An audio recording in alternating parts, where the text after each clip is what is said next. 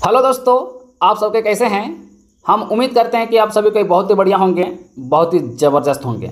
दोस्तों, आज के इस वीडियो में हम लोग करने वाले हैं झारखंड सहायक आचार्य का पेपर 1 का मॉडल प्रैक्टिस सेट नंबर 2। इससे पहले हम लोग ऑलरेडी एक सेट को देख चुके हैं।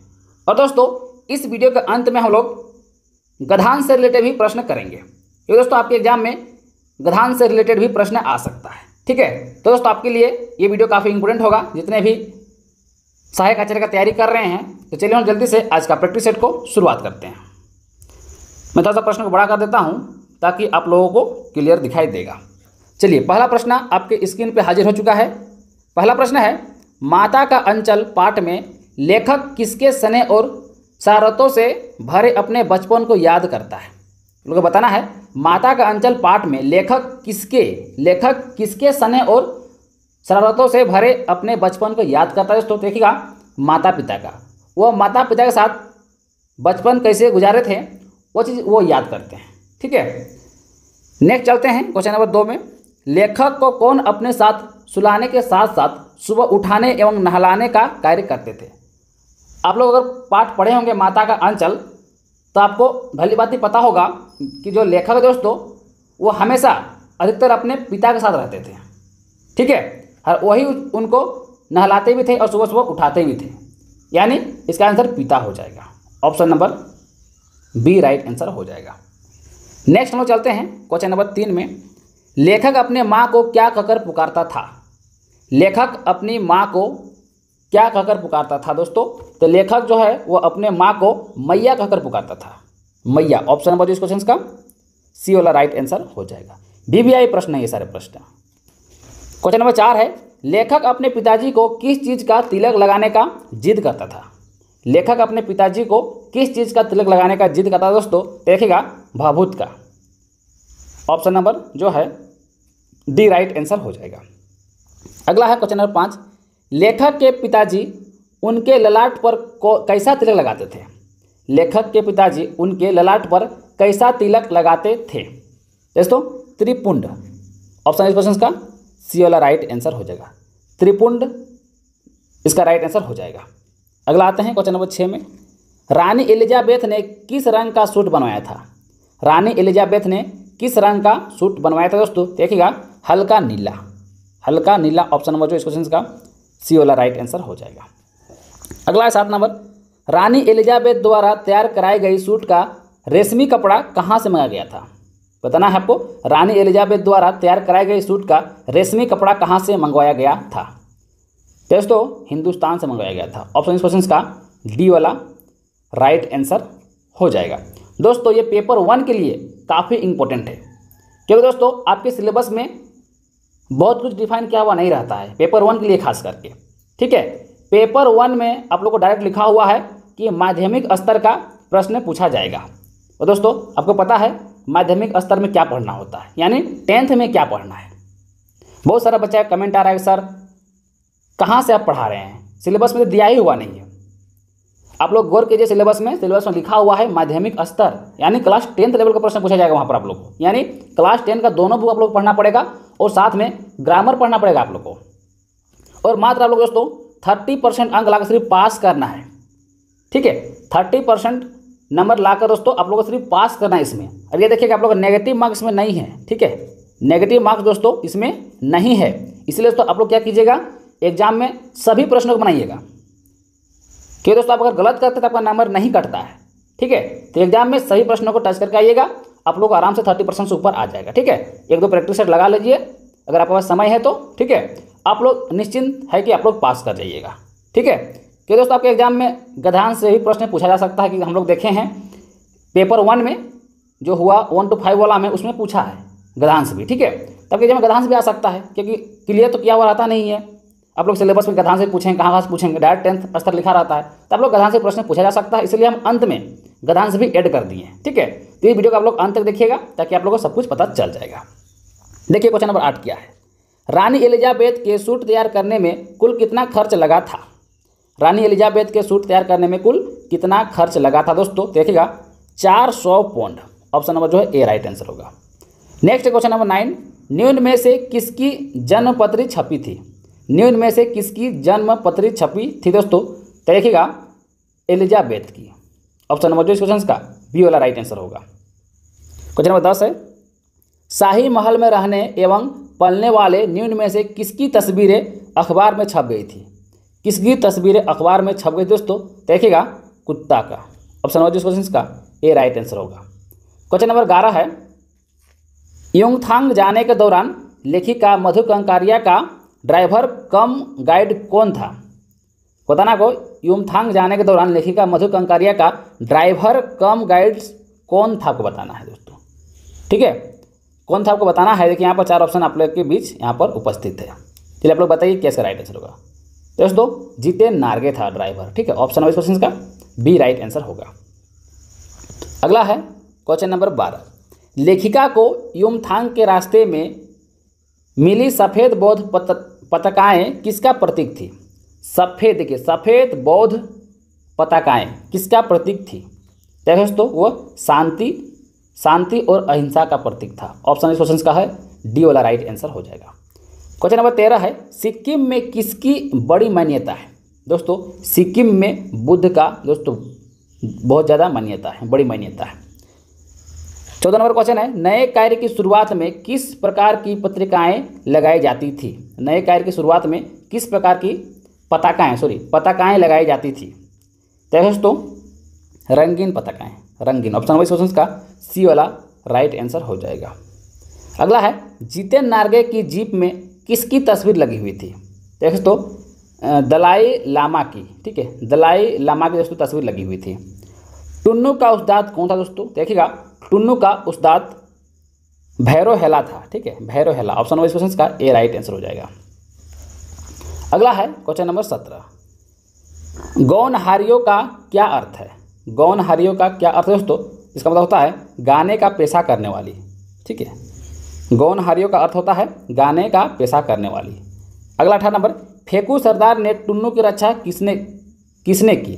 फेकू सरदार से टुन्नू की रक्षा किसने की दोस्तों? देखिएगा दुलारी ने की। Option number D right answer हो जाएगा। थोड़ा सा हम लोग स्पीड करेंगे क्योंकि आपके एग्जाम बहुत ही नज़दीक है।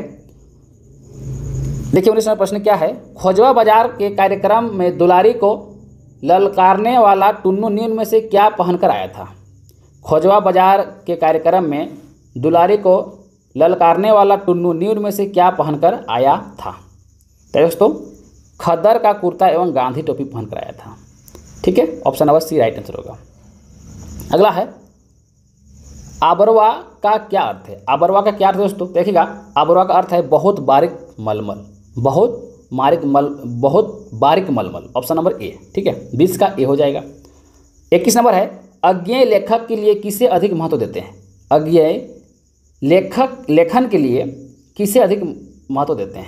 लेखन के लिए आपको बताना है दोस्तों। देखिएगा अनुभूति को दोस्तों वो अधिक महत्व देते हैं। नेक्स्ट चलते हैं क्वेश्चन नंबर 21 में, 22 हम लोग हो गया।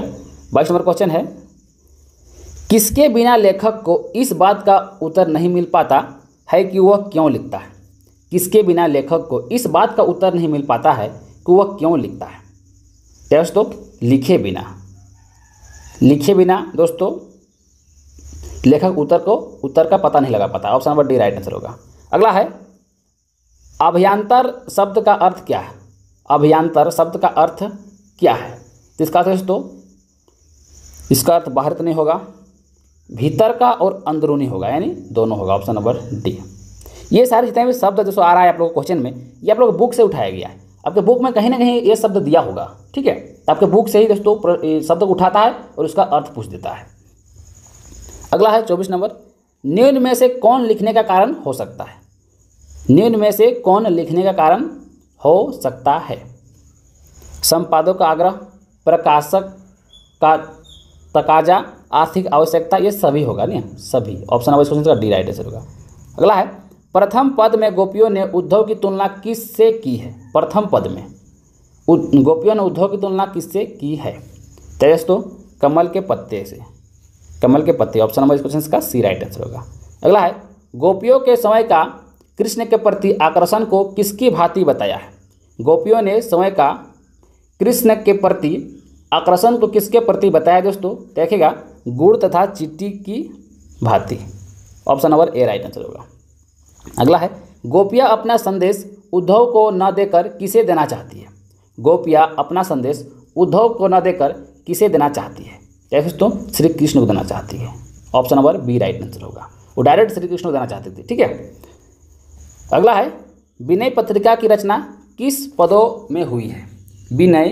विनय पत्रिका की रचना किस पदों से हुई है दोस्तों? देखिएगा ज्ञेय से, है ना, ज्ञेय पदों से हुई है। ऑप्शन नंबर सी।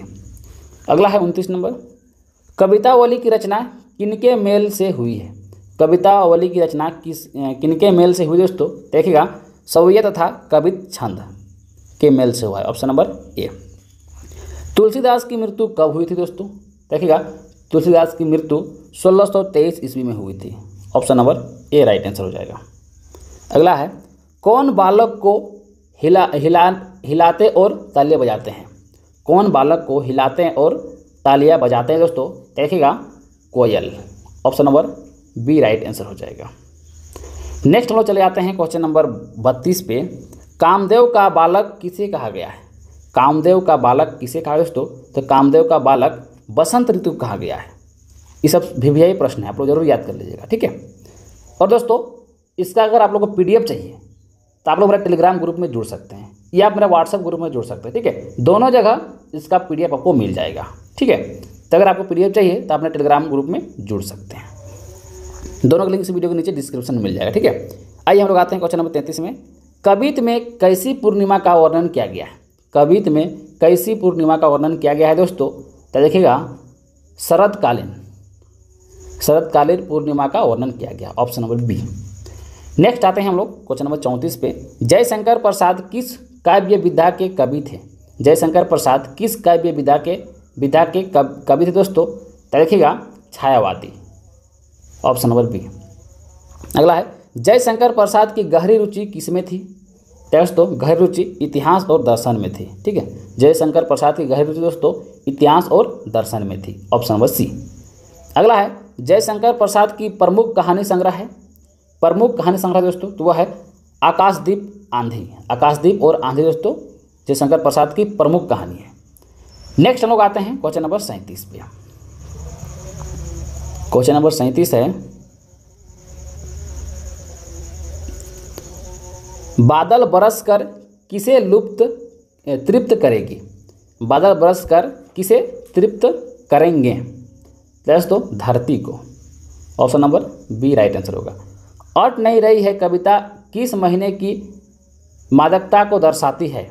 अट नहीं रही है कविता किस महीने की मादकता को दर्शाती है?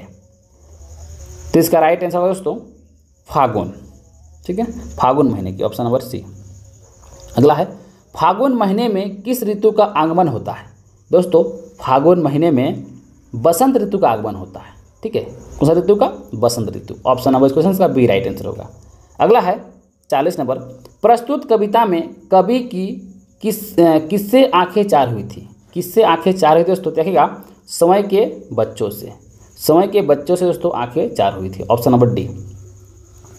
कवि को क्या छविमान लगती है? कवि को क्या छविमान लगती है दोस्तों? देखिएगा बच्चे की मुस्कान। बच्चे की मुस्कान दोस्तों छविमान लगती है। Option number C. अगला है फसल कविता के कवि का क्या नाम है? फसल कविता कवि का नाम क्या आपको बताना है दोस्तों? नागार्जुन। क्या नाम है? नागार्जुन। Option number B. आप लोग सभी कविता का कवि जरूर याद कर लीजिएगा। ठीक है। ये प्रश्न पूछेगा ही पूछेगा। छाया मत छूना शीर्षक कविता किसकी है? छाया मत छूना को पता है दोस्तों गिरिजा कुमार माथुर की है। ऑप्शन नंबर इस क्वेश्चन का ए राइट आंसर होगा। कवि के अनुसार छाया को छूने से क्या होता है? छाया को छूने से क्या होता है दोस्तों? दुख की प्राप्ति होती है। छाया को छूने से दोस्तों क्या होता है? दुख की प्राप्ति होती है। अगला है यामिनी का अर्थ क्या होता है दोस्तों? देखिएगा यामिनी का अर्थ चांदनी रात होता है। ठीक है। चांदनी रात। अगला है 46 नंबर निम्न में से कौन सी रचना ऋतुराज की नहीं है? कौन सी रचना ऋतुराज की नहीं दोस्तों? देखिएगा पहाड़ पर लालटेन ये रचना तो ऋतुराज की नहीं है। ठीक है। बाकी पुल और पानी ये ऋतुराज का रचना है। सूरत, जितर और लीला मुखारवित ये भी उन्हीं का है, एक मरण धर्मा और अन्य ये भी उन्हीं का है, ठीक है। बाकी पहाड़ का लालटेन दोस्तों ऋतुराज की रचना नहीं है। नेक्स्ट है, निम्न में से कौन से पुरस्कार से ऋतुराज को सम्मानित नहीं किया गया है? निम्न में से कौन से पुरस्कार से ऋतुराज को सम्मानित नहीं किया गया है? किसे नहीं किया गया है? मेरा पुरस्कार तो किया गया है, परिमल पुरस्कार से भी किया गया है, सोमदत्त पुरस्कार से भी किया गया है, साहित्य अकादमी पुरस्कार इससे नहीं किया गया है। ऑप्शन नंबर डी होगा, ठीक है, डी 47 का डी हो जाएगा। अगला है, माँ बेटी को लेकर चिंतित क्यों है? माँ जो है दोस्तों वो बेटी को लेकर क्यों चिंतित है?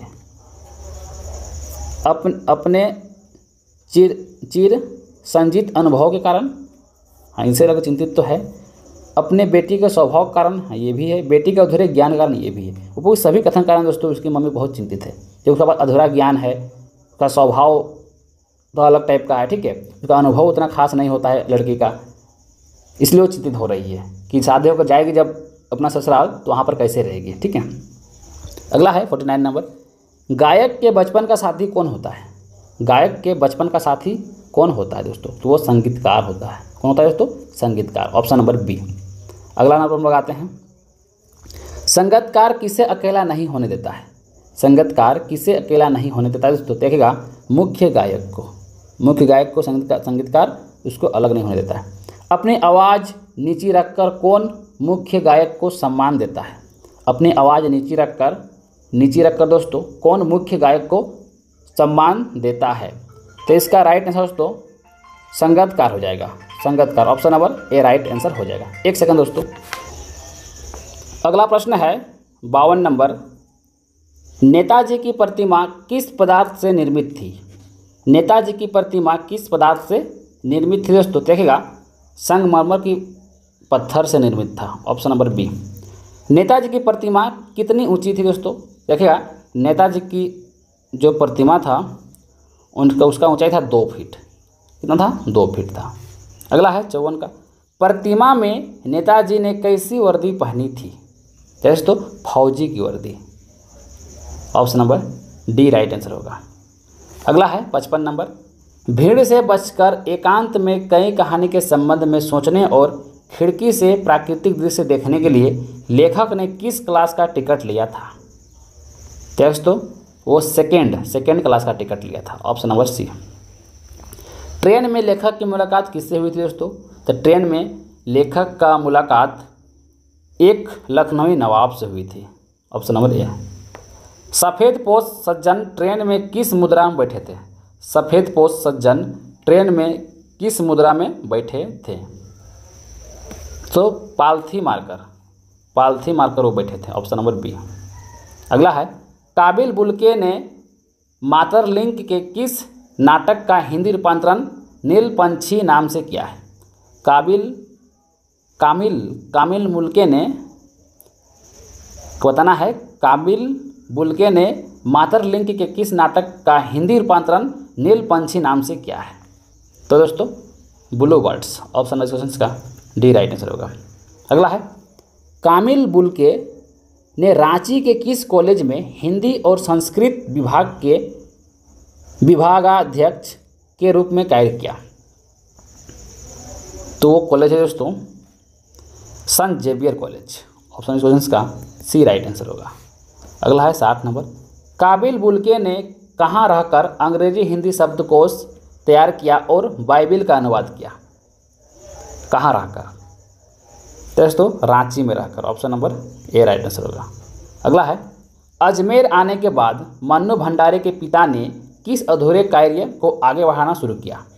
अजमेर आने के बाद मन्नू भंडारी के पिता ने किस अधूरे कार्य को आगे बढ़ाना शुरू किया? दोस्तों शब्दकोश निर्माण कार्य को आगे बढ़ाना शुरू किया, ऑप्शन नंबर बी। अगला है 62 नंबर, पिता किन्हें अपनी आर्थिक विषमता का भाग नहीं बनाना चाहते थे? पिता किन्हें अपनी आर्थिक विषमता का भाग नहीं बनाना चाहते थे दोस्तों? देखिएगा, बच्चों को, ऑप्शन नंबर क्वेश्चन का सी राइट आंसर होगा। अगला है क्वेश्चन नंबर 63, देखिए, पिता के क्रोध का शिकार सदा किसे होना पड़ता था? पिता के क्रोध का शिकार सदा किसे होना पड़ता था दोस्तों? देखिएगा, माँ को, ऑप्शन इस क्वेश्चन का ए राइट आंसर हो जाएगा। अगला है, स्त्री शिक्षा के विरोधी कुतर्कों का खंडन लेखक सरस्वती पत्रिका में किस नाम से प्रकाशित हुआ? किस नाम से प्रकाशित हुआ? तो याद रखिएगा, पढ़ो लिखो का पांडित्य, पढ़े लिखो का पांडित्य, ऑप्शन नंबर बी। अगला है, स्त्री शिक्षा के विरोधी कुतर्कों का खंडन शीर्षक से लेखक को द्विवेदी जी ने किस पुस्तक में शामिल किया? यानी लेख को द्विवेदी जी ने किस पुस्तक में शामिल किया दोस्तों? तो देखिएगा, महिला मोद को, ऑप्शन सी राइट आंसर होगा। अगला है, महावीर प्रसाद द्विवेदी का देहांत कब हुआ? देहांत कब हो गया दोस्तों? देखिएगा, उनका देहांत 1938 ईस्वी में हुआ था। भीमपलासी तथा मुल्तानी किसके प्रकार है? किसके प्रकार है दोस्तों? ये राग के प्रकार है, ऑप्शन नंबर डी। अगला है, अमरुद्दीन तथा शमसुद्दीन के मामा कौन थे? अमरुद्दीन तथा शमसुद्दीन के मामा कौन थे? दोस्तों, सादिक हुसैन और अली बख्श दोनों ही थे, option number C right answer हो जाएगा। अगला है 69 नंबर, सादिक हुसैन तथा अली बख्श किस वाद्य यंत्र के वादन में देश में ख्याति प्राप्त है? सादिक हुसैन तथा अली बख्श किस वाद्य यंत्र के वादन में देश में ख्याति प्राप्त है? दोस्तों, इसका राइट आंसर हो जाएगा शहनाई, शहनाई वाद्य यंत्र, ऑप्शन नंबर ए। अगला है 70 नंबर, भंदत आनंद कौशल्यायन किस राजनीतिक व्यक्तित्व के साथ लंबे अरसे तक वर्धा में रहे? भंदत आनंद कौशल्यायन किस राजनीतिक व्यक्तित्व के साथ लंबे अरसे तक वर्धा में रहे? तो इसका राइट आंसर हो जाएगा Mahatma Gandhi, option number question का ए राइट आंसर होगा। अगला है, भंदत आनंद कौशल्यायन की कितनी पुस्तकें प्रकाशित हो चुकी है? कितनी पुस्तकें प्रकाशित हो चुकी है दोस्तों? देखिएगा, 20 से अधिक, ऑप्शन नंबर डी। अगला है, भंदत आनंद कौशल्यायन किस राजनेता से सर्वाधिक प्रभावित थे? किस राजनेता से सर्वाधिक प्रभावित है दोस्तों? तो देखिएगा, महात्मा गांधी से, option number D right answer हो जाएगा। अगला है 73 नंबर, मेघ का विपरीतार्थक शब्द है दोस्तों, मेघ का विपरीतार्थक शब्द दोस्तों वो है नीरद, ऑप्शन नंबर बी।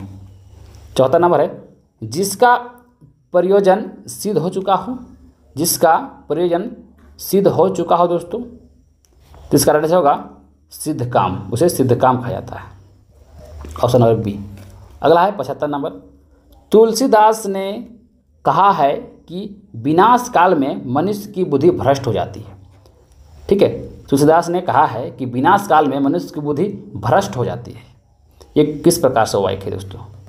तो याद रखिएगा, ये है मिश्र वाक्य, यहाँ पर मिक्स किया गया है। तुलसीदास ने कहा है विनाश काल में मनुष्य बुद्धि भ्रष्ट हो जाती है, तो यहाँ 2 वाक्य मिश्र है, यानी ऑप्शन नंबर जो है डी राइट हो जाएगा। यहाँ से दोस्तों व्याकरण शुरू हो गया।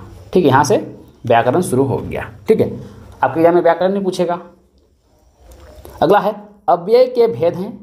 अव्यय के कितने भेद हैं दोस्तों? देखिएगा, अव्यय के 4 भेद होते हैं ना, अव्यय के 4 भेद होते हैं, option number C right answer होगा। अगला हम लोग आते हैं 77 नंबर, अनुस्मारक के प्रारूप में अनुस्मारक कहाँ लिखा जाता है? अनुस्मारक के प्रारूप में अनुस्मारक कहाँ लिखा जाता है दोस्तों? देखिएगा, दाईं ओर, ऑप्शन नंबर क्वेश्चन का सी राइट आंसर होगा। अगला है 48 नंबर, खेतों में चारों ओर हरियाली नजर आ रही थी। इस वाक्य में काले मोटे छपे शब्द की संज्ञा का भेद बताइए। इसका क्या भेद बताना है आप लोग को? दोस्तों भाववाचक हो जाएगा, ऑप्शन क्वेश्चन का सी राइट आंसर होगा। अगला है, आंसू का बहुवचन क्या होगा?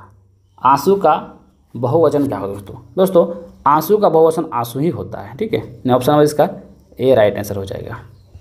अगला है, इनमें कौन कारक सर्वनाम के लिए प्रयुक्त नहीं होता है? सर्वनाम के लिए प्रयुक्त नहीं होता है, तो दोस्तों संबोधन कारक, ऑप्शन नंबर सी। अगला है, मत छेड़ो आप ही चला जाएगा, मतलब अपने ही चला जाएगा, इस वाक्य में रेखांकित पद सर्वनाम का भेद है दोस्तों। देखिएगा निजवाचक है, क्योंकि खुद ही चला जाएगा तो अपने के बारे में बात हो रहा है ना, खुद ही चला जाएगा, आप ही अपने ही चला जाएगा, यानी निजवाचक सर्वनाम हो जाएगा। अगला है निम्नलिखित में कौन सा शब्द विशेषण है? कौन सा शब्द दोस्तों विशेषण है? तो दोस्तों निपट, निपट दोस्तों विशेषण है। ऑप्शन नंबर इस क्वेश्चन का सी राइट आंसर हो जाएगा।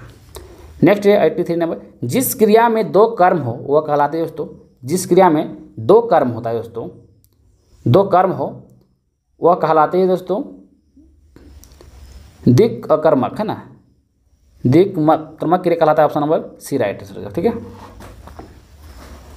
नेक्स्ट चलते हैं अगला प्रश्न 84 नंबर, रमा ने लता को अपनी कलम दे दी है। इस वाक्य में को किस कारक का चिन्ह है? को किस कारक का चिन्ह है दोस्तों? देखेगा संप्रदान कारक का चिन्ह है। Option number C. अगला है राम ने रावण को अंततः मार डाला। इस वाक्य में को किस कारक का चिन्ह है? को किस कारक का चिन्ह है दोस्तों? तो को दोस्तों कर्म कारक का चिन्ह है। Option number A right answer हो जाएगा। अगला है लंबोदर उदाहरण है दोस्तों। तो लंबोदर जो उदाहरण है दोस्तों वो बहुब्रीहि समास का उदाहरण है। ठीक है, बहुब्रीहि समास का उदाहरण है। अगला है जिस समास में दोनों ही पद प्रधान हो उसे कहते हैं, उसे कहा जाता है दोस्तों दंत समास। ऑप्शन नंबर इस क्वेश्चन का बी राइट आंसर होगा। अगला है आँख खुलना।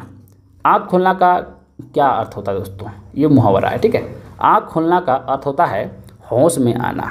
ऑप्शन नंबर इस क्वेश्चन का ए राइट आंसर हो जाएगा। अगला है ऊँट के मुंह में जीरा का सही अर्थ है दोस्तों। मतलब ऊँट के मुंह में जीरा का सही अर्थ क्या होता है? तो बहुत थोड़ा है ना, बहुत कम, उसी को ऊँट का मुंह में जीरा कहा जाता है। अगर ऊँट का मुंह में जीरा डालने से ऊँट को कुछ पता चलेगा कि क्या खा रहे हैं सो, यानी उसको बहुत थोड़ा सा दिया जा रहा है, यानी बहुत थोड़ा हो जाएगा।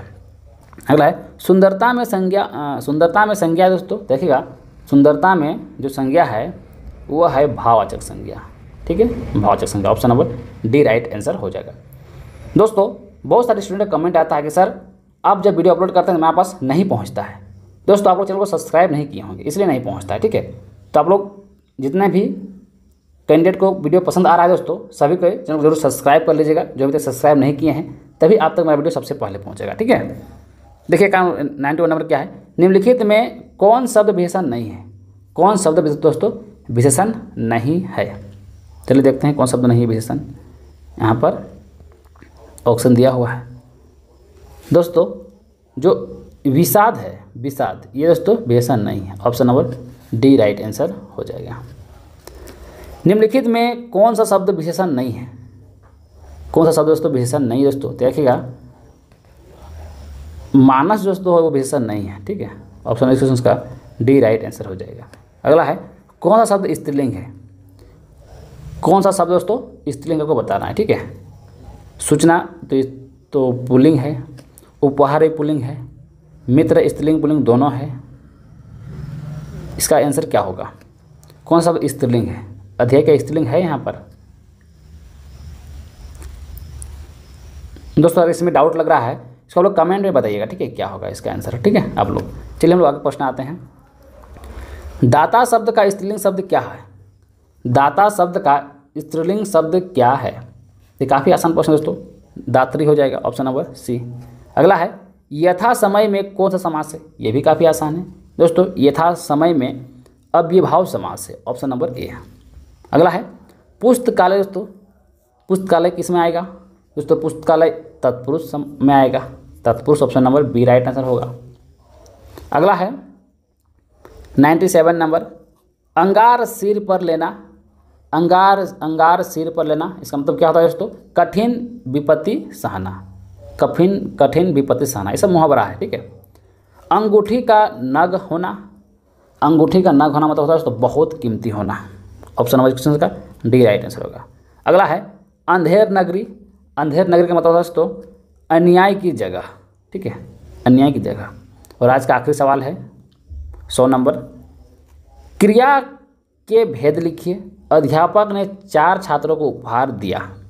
ये किसमें है दोस्तों? देखिएगा इसका आंसर होगा दिक्मर्क, है ना, ये वाला होगा। Option number D right answer हो जाएगा। ठीक है, चलिए हम लोग आते हैं आप गद्यांश पे, ठीक है। कि दोस्तों आपके यहाँ गद्यांश से प्रश्न पूछा सकता है, तो हम लोग सब टाइप का तैयारी कर लेते हैं ताकि आप लोग को एग्जाम में दिक्कत ना हो, ठीक है। चलिए हम लोग आते हैं गद्यांश में। यहाँ पर एक गद्यांश दिया हुआ है, ठीक है। देखिए यहाँ पर एक गद्यांश दिया हुआ है। गद्यांश में क्या होता है, आप लोग को पढ़ के आंसर देना होता है। चलिए हम सबसे पहले पढ़ते हैं एक बार, फिर इसका हम लोग आंसर हम लोग करेंगे, ठीक है।